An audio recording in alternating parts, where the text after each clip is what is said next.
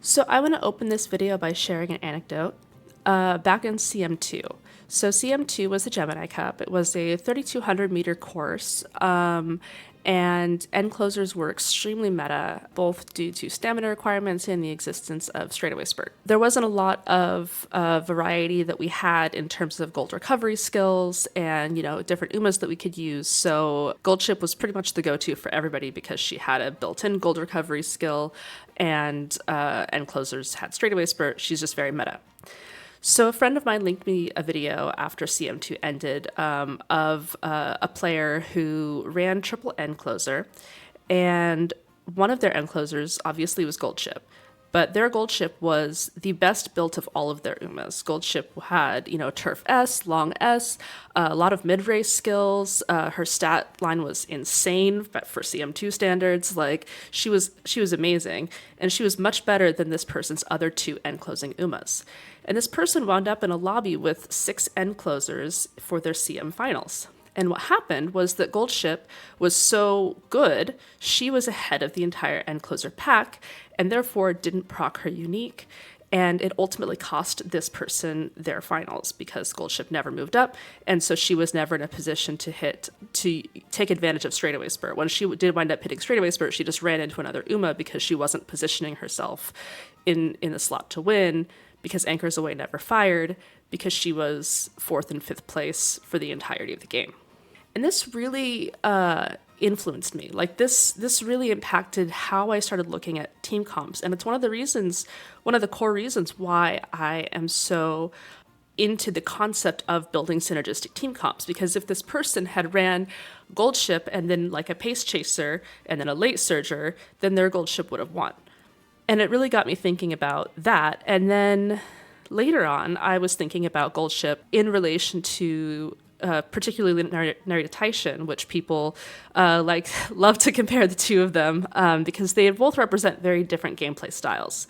So in this video, I'm going to talk a lot about gold ship, and I'm going to talk a lot about gold ship in relation to other end closers and why gold ship feels so good to play, but why she also teaches some bad habits that you want to be conscientious of when you are looking at building other umas. So as another anecdote, these are 2 gold ships that I have built for various champion meetings. The one on the left was my Taurus ace. The one on the right was my Libra ace.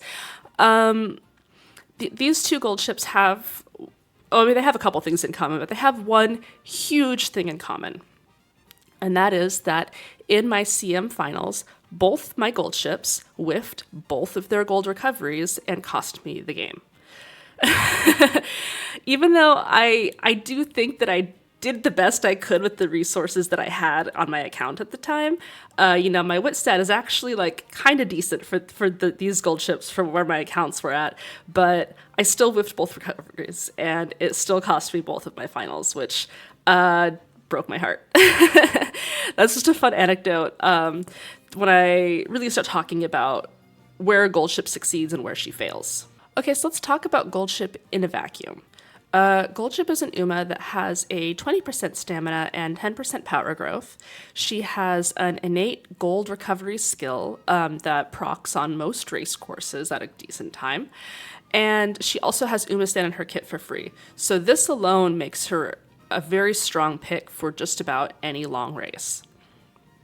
But really the cherry on top, and the reason that gold ship is so highly considered in the fan base, is because of her unique skill. Her unique skill, basically, in the second half of the race, she will hit this velocity skill that pushes her up in the pack. And it pushes her up for a very long time. The duration of the skill is very long on long races, and it basically enables her to start moving up before the final spurt starts so she can get herself into a good position.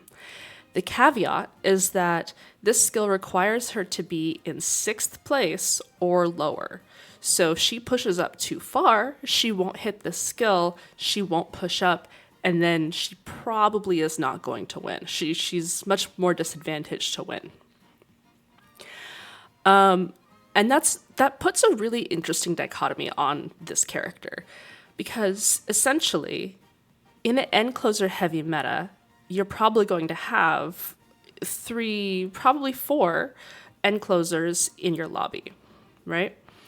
And if you have, 5 end closers, there's a pretty good chance. I mean, obviously, one of them has to be in the front of the end closer pack. If that one end closer is gold ship, she's inherently disadvantaged. So the conceit with gold ship is that you want her to be in the back of the pack, which means you are disincentivized to build mid-race on her. You are disincentivized to build her with higher wit, because wit will help her to push forward in the mid-race. And if she pushes forward, she doesn't activate her unique, and she, is disincentivized to win. So this is basically an Uma that wins by being bad. That's a catchy soundbite, but what I actually mean is that this is an Uma that teaches you a bad habit and a very juxtaposed way of building Umas in general, right? So let's go on before I keep ranting about this, because I think that my point will become clearer as I talk more. So just as a comparison's sake, Gold Ship's unique here compared to Narita Taishin's unique. So Gold Ship's unique requires her to be in 6th, 7th, 8th, or 9th place halfway through the race. Narita Taishin's unique requires her to be between 4th and 7th place. So Taishin is actually disincentivized from being last in the, I would say in the mid-race as she's moving into the final corner. And what this means is that she just doesn't work properly if she doesn't have mid-race. And so here's kind of the Taishin versus Gold Ship in a nutshell, right?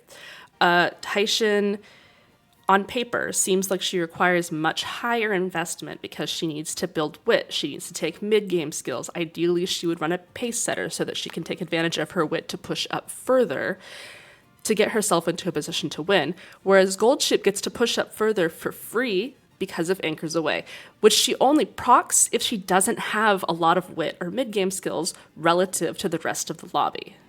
If Gold Ship is so strong, when does she not work?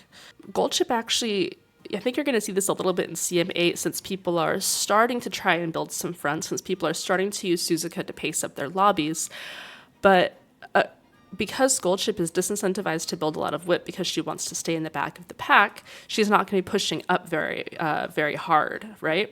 And if she's not pushing up very hard, then a lobby that is so stretched out that Suzuka or, some good fronts are pacing up the whole lobby gives her a lot more ground that she has to make up in the late race. And sometimes she can't do that because sometimes there's just too much distance for her to make up now. She really thrives in metas where there is no front or where fronts are not being run very well, so that the lobby can squish together and put her at a shorter distance between herself and first place. So front metas will make Gold Ship worse, or at least the way that people have leaned on building Gold Ship, right? Additionally, because she is generally built with lower wit, she can whiff her crucial skills that she needs to win, like her recovery skills, which is what has happened to me in multiple of my CM finals, like her straightaway spurt. If she whiffs these crucial skills, then she's probably not going to win. And she needs to rely on a lower wit to hit those skills than maybe an Uma that you built to have more mid-race. And then, of course, she, like I said in my first anecdote, she doesn't work if she's built too well in an end closer meta. If she is ahead of all of the ends and there's 5 ends in the lobby, she's not going to hit her unique, and she's not going to push up respective to maybe like a Taishin or, another Uma who can still have the ability to push up in the mid to late race, which will give them more of an opportunity to win the game. So Gold Ship depends on lobby composition and meta, which largely is outside of your control as a player. when you're playing Goldship, and if you're playing Goldship in the, the typical way, which is where you are capitalizing on her power growth, building a lot of stamina, power, maxing speed, maybe wit is like your fourth priority. If that's kind of your general Goldship, right? Then what you're afraid of is front heavy lobbies. And luckily, the meta has favored her so far in that fronts have not really been very meta on long races. But we're starting to see that change a little bit. And with CM8, fronts are decent enough now to where people will start running them. And so you don't know if you're going to meet a front lobby or not, which makes Goldship being kind of a little bit of a flux. When you're relying on your lobby, when you're relying on the meta, you have less control over what's going on, which makes it more difficult to predict how you can build her. Like I mentioned before, she also really just depends on hitting her skills. She has to hit them all. She has to hit straightaway spurt. She has to hit her recovery skill. She would really like to hit Umastan, but because your wit is going to be a little bit lower on her, she might not. So all of this condensed, the TLDR of what I have said so far is basically that Goldship is very highly regarded among the fan base because she does more with less, which is very important when you're trying to allocate resources in a gacha game account in order to get the maximum return on investment. Goldship is a character that rewards not being able to or choosing not to build a lot of investment into mid-race and, getting a good decks, like good wit cards, good, balance of decks. And so she is able to win in situations where she has a resource disadvantage to other Umas, because having a resource disadvantage, pushes her back, and being pushed back is her win condition. It also means that she makes other Umas feel worse in comparison. It's harder to build other Umas to feel as good as Goldship feels, because if you are building an Uma like Taishin without a lot of mid-race, that Taishin is going to end the game in 9th place, because she's never going to get into a position where, she's able to win. Maybe she hits Encroaching Shadow. Encroaching Shadow is better than Straightaway Spirit. It's the gold version of it. But by that time, maybe somebody's already crossed the finish line because she hasn't pushed up at all, because she doesn't have that anchors away unique that Goldship does. Now, this does not mean that Taishin is worse than Goldship. But it does mean that you have to build them differently. And it could feel worse to try to build Taishin than Goldship, especially if you're used to building Goldship. Because Goldship, because of the way her unique works, it encourages you to have maybe bad habits.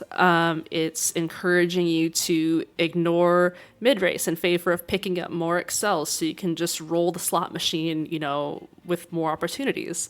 So I've talked a lot in this video about how Goldship kind of incentivizes you to build her in a different way from other end closers, and how that can lead you to feeling frustrated when you're building other end closers the way that you have been taught to build Goldship. But what happens if we actually build Goldship the way that we are trying to build other end closers? What if we flip that script a little bit? So if we make Goldship smart, if we give her more wit at the expense of some power, what is going to happen here? Ultimately, we have more lobby control. What that means is that building more wit, having more mid-race, inherently benefits you if you're running a pace setter, because that way you know what the pace of your lobby is going to be in every single room. So you can run your 2 front runners to build a huge lead. You can run a runaway Suzuka to create a longer lobby. And that will help you to hit these wit checks, or not to hit the wit checks, but that will make it so that when you are hitting your pace up wit checks more consistently than other people's Umas, your Uma is going to naturally push up in the second half of the mid-race, especially when you're building that with like mid-race skills.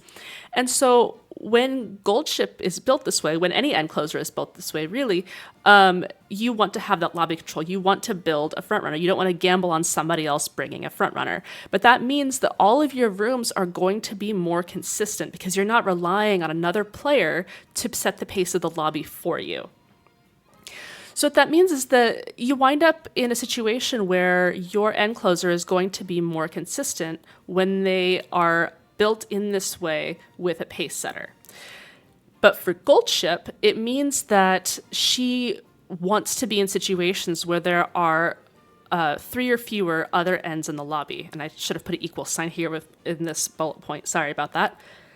This means that Goldship can still be 6th place and still hit anchors away, but she will have pushed up past a bunch of the other end closers. So, and this is a very strong way for Goldship to be built, but it relies on us not being in an extremely end-heavy meta where other players are going to bring 3 ends, 2 ends. Everybody's bringing end closers. So what does that do for your Goldship? Is it puts a high wit Goldship in kind of a tough position where she wants to be 6th, but if there's 5 end closers, she's not going to be 6th because she's going to be ahead of some of them, unless some of the other end closers are also wit builds and they have more mid-race. So it just becomes this kind of prisoner's dilemma of is she good? Is she bad? Is she going to win this lobby compared to what other people are bringing? Which is a very strange, it's a very odd position for her to be in. I don't think it's a bad way to build her. I actually think that it's a very strong way to build her. But you are incentivized then to run this Goldship with Umas that will be ahead of her, like a pace chaser or a front runner or 2 front runners or a Suzuka and a front runner. You want to kind of push Goldship back in the lobby so that her anchors away still has a shot of firing, even if she's pushing forward in the mid-race. Now, building her with the power, more power, is kind of the no-brainer way to build her. It means that she relies less on placement in the lobby because she will hopefully be a little bit dumber than the other end closers and have less mid-race and just kind of be positioned more towards the back. But the power stat will help her to catch up harder. So the power stat is going to push her, make her accelerate a little bit faster, which will hopefully put her into 1st place. And if you remember what I said, sometimes she can't. Sometimes there's too much distance between the fronts and her. So in this way, when you're comparing these 2 builds, what you're looking at is, do you want your Goldship to be at the mercy of the amount of other styles that people are pulling into the lobby? Or do you want her to be more at the mercy of her own placement in the lobby, right? Do you want her to be to just lose if there's more than 3 other end closers, or do you want her to lose if somebody brings a runaway? And those are kind of the 2 things that you're trying to choose between. Now, of course, you can try to balance the difference out. You can try to make her, 600, 700 wit. You can try to make her 800 power. And those stat lines are not too difficult to hit in CM8 because the stamina requirement is lower. But you're still kind of in this in a little bit of this either or situation. So it's really interesting because Goldship, unlike so many other end closers, has a win condition tied around being last. Whereas even other end closers don't want to be last, right? Taishin doesn't want to be last. Hishi Amazon doesn't want to be last. Manhattan Cafe, she's generally supposed to be a late surge, but when you're building her as an end closer, which is the more meta way to build her, she also doesn't want to be last. So yeah, I just think it's interesting, and I think that both of these are valid ways to build Goldship.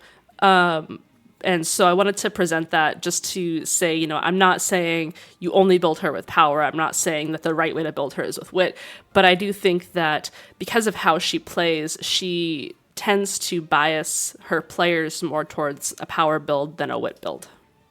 In conclusion, Goldship is a very strong Uma who also is very polarizing in how she is being built. She really encourages you to be thoughtful about building her versus other end closers, and she kind of proves that you can't just build all of the same style with the same deck or the same brush, or the same thought going into it. I mean, you could, but I feel like you would have better results if you tried to truly consider the win conditions of her versus, Taishin. And I use Taishin a lot in these scenarios, but that's mostly just because I see a lot of comparison between the 2 of them on, various Uma fan spaces.